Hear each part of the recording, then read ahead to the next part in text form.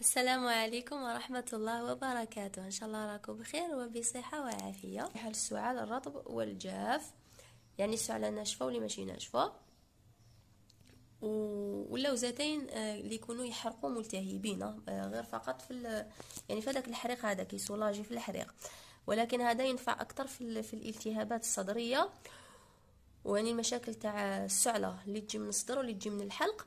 اذا اول شيء راح نوصيكم عليه هو استعمال الماء المعدني والخل.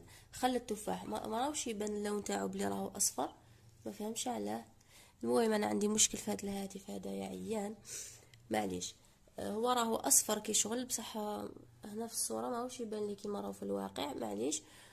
المهم هنا ديروا ماء، عمرت ماء معدني هنايا، وتحطوا فيه هاد الكميه هادية، تحطوا فيها ملعقه كبيره تاع خل التفاح، كبيره هذيك ماشي معمره يعني للفم، تاع خل التفاح يكون مليح، نوعيه مليحه، وتخلطوها وتخلوها تنوضوا تستعملوها. اول شيء كي تغسلوا وجهكم وتتوضاوا كلش، هذه اولا راح تعقم لكم لوزتين وتنقص لكم هذاك الالتهاب هذاك، مالغري هذا خله لكن ينقص الالتهاب اللي راهو في الحلق، ويتنحى لكم هذاك الوجع هذاك اللي كي تبلعوا تحسوا كي شغل يبيكي يوجعكم هكا كي تبلعوه، يتنحى لكم. اذا هذه اول حاجه نديروها صباح كي نوضوا، نعاودوها قبل ما نرقدوا، ياك هذه اول شيء اللي نديروه خلال اليوم.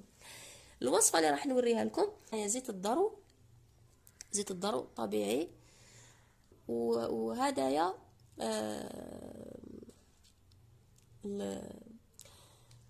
وش يسموه، العسل. مرات يروحوا لي الكلمات.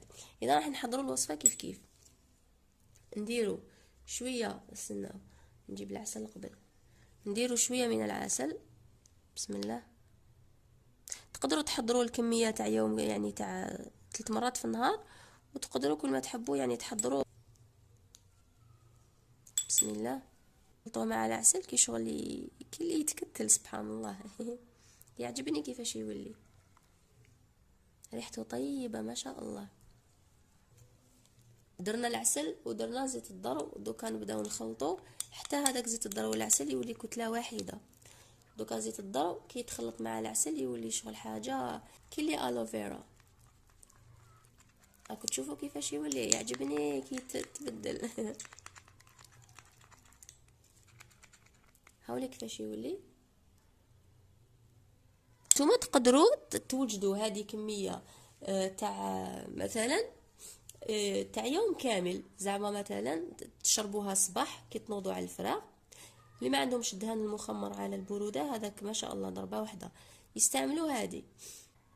اذا زيت الضرو والعسل نستعملوه على الفراغ صباح كي نوضوا، ناكلوا ملعقه وما ناكلوش موراها نص ساعه باش ناكلو، خلاها تخدم مليح.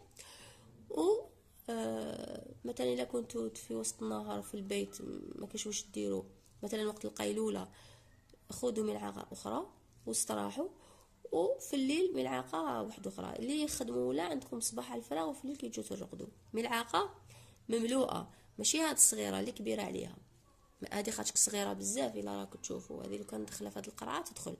اذا هذه هي، ان شاء الله يكون عجبكم الفيديو تاع اليوم وتستفادوا منه ان شاء الله. كي تستفادوا من كاش حاجه قولوا لي، اتركوا لي التعليقات بلي استفدتوا منها، باش هكذا الناس اللي يجوا يشوفوا فيديو يقراو التعليقات شغل يتشجعوا باش يديروا هاد الوصفات ويستعملوهم ويفيدوهم ان شاء الله.